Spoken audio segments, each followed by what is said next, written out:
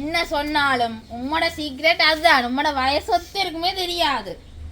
5ஆம் வகுப்பு என்னன்னு சொல்றது? 5ஆம் வகுப்பு கொலசிப். அதெல்லாம் நீங்க படிக்க கொலசிப் இருந்ததோ? 5ஆம் வகுப்பு இருந்தது.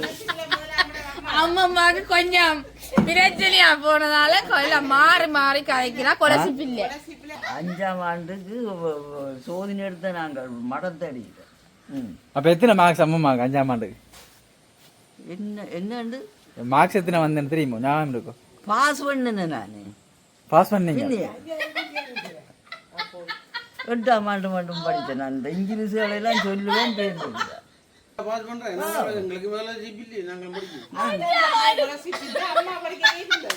கொலசிப்பில் 5ஆம் ஆண்டுல பாஸ் பண்ணினேன். 5ஆம் வகுப்பு மடத்தடியில் எடுத்தேன். எனக்கு நல்ல அது கொலசிப் இல்ல, அது சும்மா அப்பா அங்கானி என்ன அந்த பள்ளிக்கூடம் அடைக்கணுமா தான். ஆமாமா ஆமாமா அப்பா படிக்க கொலசிப் இல்லையா? கொலசிப் 5ஆம் வகுப்பு சோதனை எடுத்து பாஸ் பண்ணேன். முடியல.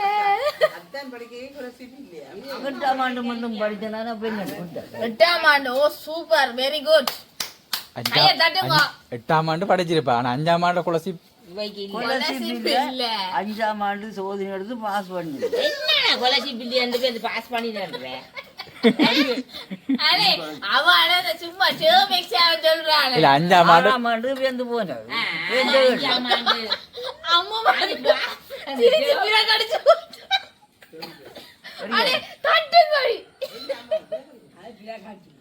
அஞ்சு படிச்சு 6 படிச்சு 7 படிச்சு அது வேற வகுப்பேற்ற சோதனை எல்லாம் நீ எடுத்துருக்க.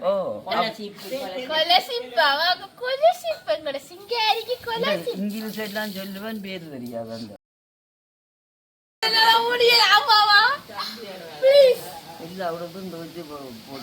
அதான் 85 வயசுல நீ இந்த சொந்த கால நிக்கிறாய். ஏதோ ஏதோ ஒரு வயசு சொல்லுங்க. நான் இப்ப கூப்பிட்டாலும்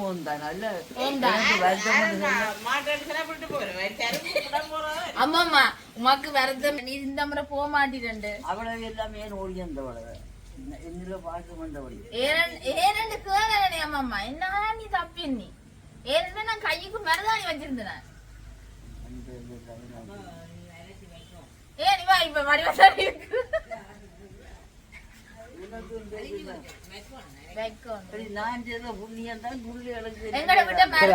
உங்களோட சேர்ந்து வேற யார் கொலசிப் பாஸ் பண்ணாங்க? எல்லாரும் பாஸ் பண்ணி உங்களோட ஃப்ரெண்ட்ஸ் ஆகிட்டு தானே. 5ஆம் ஆண்டு எல்லாரும் பாஸ் பண்ணி 6ஆம் வகுப்புக்கு போயிட்டாங்க.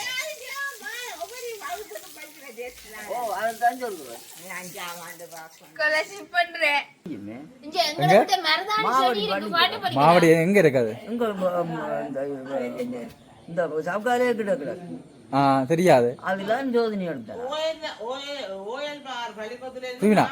அப்ப அந்த பள்ளிக்கூடத்துல போய் வாண்ட இதெல்லாம் எடுக்கலாமே? வயதுகள் எத்தனை?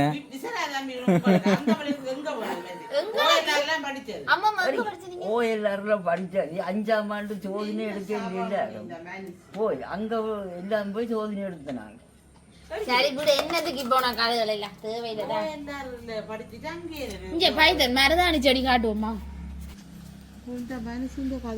இதை அரைச்சுதான் நான் பூசுறேன். நான் கைக்கு ரொம்ப நல்லது, குளிர்ச்சி. இது பாத்தீங்களா மருதாணி செடி. திரும்பி முகத்தை காட்டுங்க. இது வச்சிருந்தா வீட்டுக்கு நல்லமா. சரி என்னது வெட்ட வேண்டாமா? வெட்ட இல்ல, இது வெட்டவே கூடாது. மருதாணி செடி வெட்டினா அது பாவம். இது ஒரு செடி இல்ல, இது ஒரு தெய்வம் என்று சொல்லினா எனக்கு. அப்ப இந்த இலையை எடுத்து அரைக்கிறீங்க? ஓ, இத எடுத்து அரைச்சி பூசினா 6 நாளுக்கு அம்மன் உங்களோட வீட்டை வரவே மாட்டேன் என்ற ஒரு ஐதீகம்.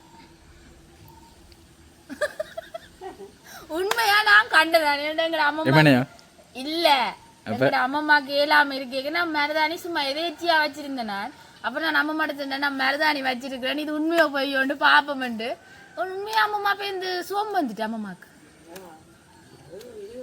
உண்மைதான். அது இது ஒரு தெய்வம் தான் சொல்லினா.